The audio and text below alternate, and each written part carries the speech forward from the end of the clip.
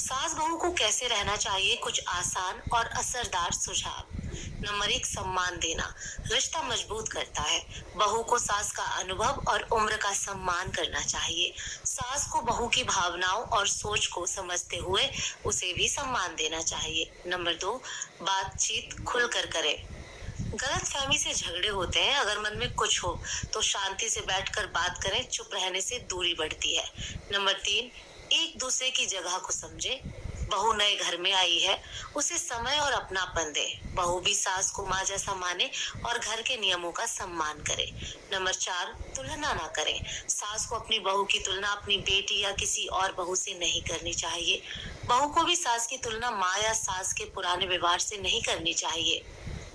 Number 5, साथ में समय बिताएं। मिलकर टीवी देखें, खाना बनाएं या मंदिर जाएं। इससे अपनापन बढ़ता है और दूरियां कम होती है। नंबर 6, प्रशंसा करें, निंदा नहीं। एक दूसरे की अच्छाइयों की सराहना करें। घर के सामने या दूसरों के बीच आलोचना करने से रिश्ते बिगड़ते हैं। नंबर 7, एक दूसरे की पसंद नापसंद समझे।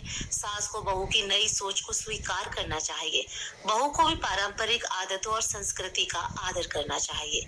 नंबर 8, स्वतंत्रता और नियंत्रण में संतुलन रखें। सास को बहू को हर बात में टोकना नहीं चाहिए। बहू को भी सास से राय लेना एक सम्मान की बात समझनी चाहिए। नंबर 9, बच्चों के सामने झगड़ा ना करें। परिवार की नई पीढ़ी पर इसका गहरा असर पड़ता है। बच्चों के सामने एकता और प्यार का उदाहरण रखें। नंबर 10, प्रेम और धैर्य, यही सबसे बड़ी कुंजी है। रिश्ता धीरे धीरे बनता है।